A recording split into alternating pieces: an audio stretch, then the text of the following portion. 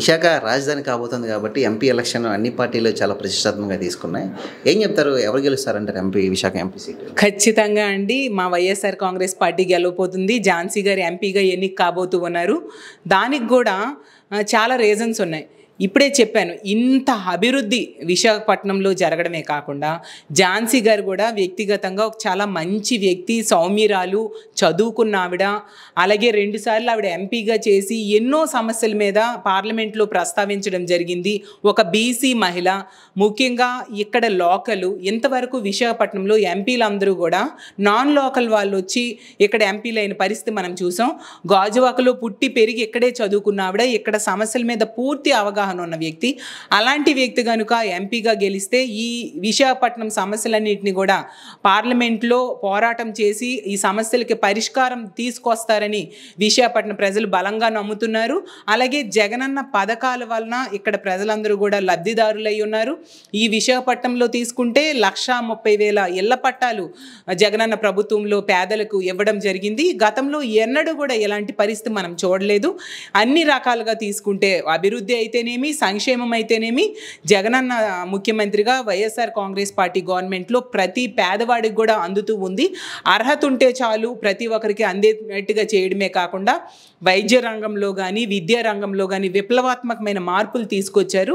దాంతో విశాఖపట్నం ప్రజలందరూ ఎన్నుకుంటే ఇలాంటి ముఖ్యమంత్రినే మళ్ళీ ఎన్నుకోవాలి, ఎన్నుకుంటే ఇలాంటి ఎంపీనే ఇక్కడ విశాఖపట్నంకి ఎన్నుకోవాలని బలంగా డిసైడ్ అయి ఉన్నారు. కాబట్టి మే 30న జరిగే ఎన్నికల్లో అందరూ కూడా ఫ్యాన్ గుర్తు మీద ఓటేసి ఆవిడ్ని గెలిపించడానికి సిద్ధంగా ఉన్నారని తెలియజేస్తున్నారు. ఉత్తరాంధ్ర అంటే బొత్స ఫ్యామిలీ, బొత్స ఫ్యామిలీ అంటే ఉత్తరాంధ్ర. అలాంటి బొత్స గారి లెగసీ ఝాన్సీ గారి గెలుపు ఉపయోగపడుతుందా? ఖచ్చితంగా. బొత్స గారు చాలా మంచి వ్యక్తి, ప్రజలకి అందుబాటులో ఉండే వ్యక్తి. ప్రజల సమస్య అంటూ ఎవరైనా వస్తే తక్షణమే వాటికి పరిష్కారం చూపించడం, ప్రయత్నించడం చేస్తూ ఉన్న వ్యక్తి. అలాంటి వ్యక్తి భార్యగా ఆవిడికి కూడా ఆ ఇమేజ్ వస్తుంది. అది కాకుండా ఒక్క బొత్స గారి వైఫ్గానే కాకుండా ఝాన్సీ గారు కూడా ఇండివిజువల్గా ఆవిడ ఒక మంచి అడ్మినిస్ట్రేటర్, ఒక మంచి పరిపాలనా దక్షత ఉన్న మహిళ. అది నేను చాలా సందర్భాల్లో చూశాను. ముఖ్యంగా గతంలో ఆవిడ ఒక జడ్పీ చైర్మన్గా చేసినప్పుడైతేనేం, ఎంపీగా చేసినప్పుడైతేనేం ఆవిడ పరిపాలనా దక్షత అనేది ప్రత్యక్షంగా ప్రజలందరూ కూడా చూశారు. కాబట్టి వ్యక్తిగతంగా కూడా ఆవిడకి ఒక ఇమేజ్ ఉంది. దాన్ని బేస్ చేసుకొని కూడా ఖచ్చితంగా మరిన్ని ఓట్లు పడతాయని తెలియజేస్తూ ఉన్నాను. మేడం, కూటమి ఇంపాక్ట్ ఉండబోతుంది, నేను గెలుస్తానని చెప్పి భరత్ చెప్తా ఉన్నాడు. ఫ్రీ ట్రీట్మెంట్ ఇస్తున్నాను, నేను గెలిస్తే ఇంకా చేస్తాను, ఇవి చేస్తానని చెప్తాను. ప్రజలు నమ్ముతారా మేడం? కూటమి తాలూకా ఓటమి ఎప్పుడో డిసైడ్ అయిపోయింది. అసలు తెలుగుదేశం పార్టీ జెండా పట్టుకుని ఎవరు వచ్చినా కూడా ప్రజలు చీకొట్టే పరిస్థితి ఉంది. ఎందుకంటే గతంలో 2014లో ఇచ్చిన హామీల్లో ఏ ఒక్కటి అమలు చేయలేదు సరికదా, మేనిఫెస్టోనే వెబ్సైట్లోంచి తీసి పడేశారు వాళ్ళ పార్టీ.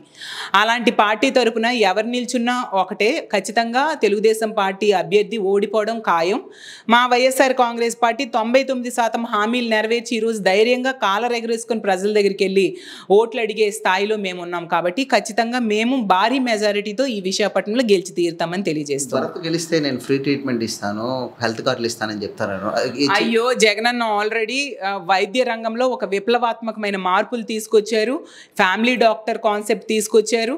అలాగే ఆరోగ్య సురక్ష ద్వారా ప్రతి గ్రామానికి వెళ్ళి వాళ్ళకి వైద్య సదుపాయాలు అందిస్తూ ఉన్నారు. అసలు ఒకప్పుడు పేదవాడు అనేవాడు వైద్యం చేసుకోవడానికి ఎన్నో కష్టాలు పడేవారు. ఈ ఫ్యామిలీ డాక్టర్ కాన్సెప్ట్ అనేది కలలో కూడా ఊహించని దీన్ని జగనన్న నిజం చేశారు. అలాగే ఆరోగ్యశ్రీలో కొత్త పొంతలు తొక్కుతూ 3,200 వ్యాధులకు ఈరోజు ఆరోగ్యశ్రీలో వైద్యం చేయించడమే కాకుండా 5 లక్షలు ఉన్న దాని పరిమితిని ఈరోజు 25 లక్షలకు జగనన్న పెంచడం జరిగింది.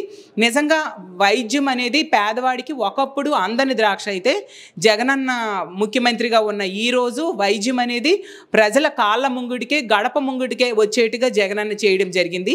కాబట్టి ఖచ్చితంగా ప్రజలందరూ వైద్యం విషయంలో జగనన్ననే నమ్ముతారు. కాబట్టి మా ఫ్యాన్ గుర్తుకే ఓటేస్తారని తెలియజేస్తూ ఉన్నా.